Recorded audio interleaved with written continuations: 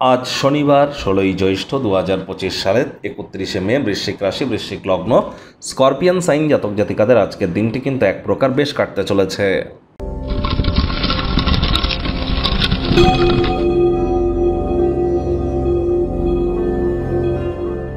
ভিডিওটির শুরুতেই আপনারা স্ক্রিনে দেখতে পাচ্ছেন শনি মহারাজের বীজ মন্ত্র ওম প্রাং প্রিং প্রংশ শনিশ্চরায় নমঃ। এটি আজ আপনারা সন্ধ্যেবেলার সময় 108 বার জপ করুন, অত্যন্ত উপকৃত হবেন। দেখুন, আজ শনিবার, ভুলেও সরিষার তেল বেগুন যেন খাবেন না। সরিষার তেল বেগুন লবণ লোহা এগুলি যেন ভুলেও ক্রয় করবেন না। ওই কোনো প্রকার তাবিজ কবচ মাদুলি পাথর বা জেমস্টোন বা কোনো প্রকার শিকড় এগুলি পরে কিন্তু কোনো লাভ দেবে না। মাথায় রাখবেন, শনি মহারাজ কিন্তু কর্মফলদাতা।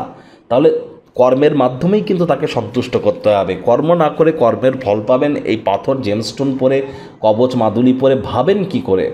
আর এজন্যই কিন্তু ভগবান শ্রীকৃষ্ণ গীতায় বলেছেন, কর্মান্নিয়ে বাধিকারস্তে মা ফলে সুকদাচনা মা কর্মফলে তুর্মা তে সঙ্গহস্ত কর্মাণি। অবশ্যই কর্ম করুন, তবেই কিন্তু কর্মের ফল পাবেন। যাদের স্কিন ঘন ঘন শুষ্ক হয়ে যাচ্ছে, অথবা মাত্রা অতিরিক্ত হেয়ার ফল হচ্ছে, মাথার চুল পড়ছে অতিরিক্ত, অথবা সময়ের কাজ সময় করে উঠতে পারছেন না, তাহলে বুঝতে হবে আপনাদের ন্যাটাল চার্ট বা জন্মছকে শনি কিন্তু দুর্বল অবস্থানে আছে।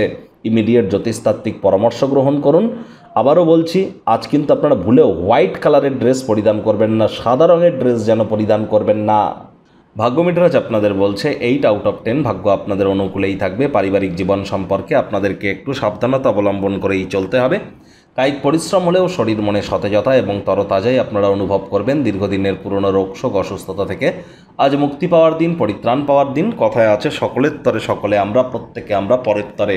অন্যের বিষয়ে একটু প্রশংসা করুন না, অন্যকে একটু ভালো বলুন না, অন্যের জন্য একদিন একটু কাজ করুন না, করেই দেখুন না। স্বার্থপরতা ত্যাগ করুন। সবসময় আমি আমি আমি আমি, আমার পরিবার, আমার ছেলে মেয়ে, আমার বাবা মা, আমার বউ, এটি না করে একটু চেষ্টা করুন অন্যের জন্য একটা দিন একটু কাটানোর।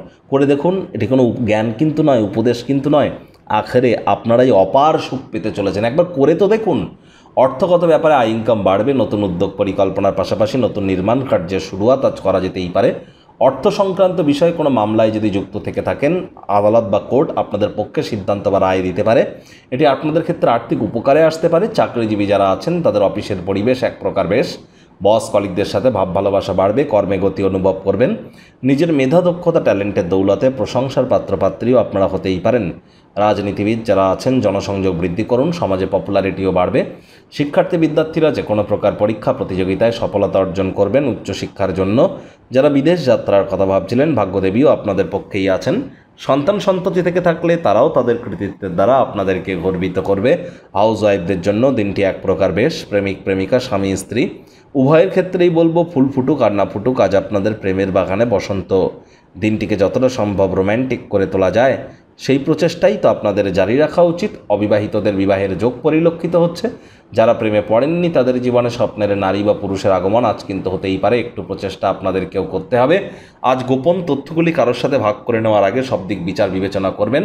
কাছের মানুষটির সাথে কোথাও রোম্যান্টিক ভ্রমণে কিন্তু আপনারা যেতেই পারেন। পারিবারিক কোনো সিদ্ধান্ত নেওয়ার আগে সব দিক বিচার বিবেচনা করা কিন্তু গুরুত্বপূর্ণ।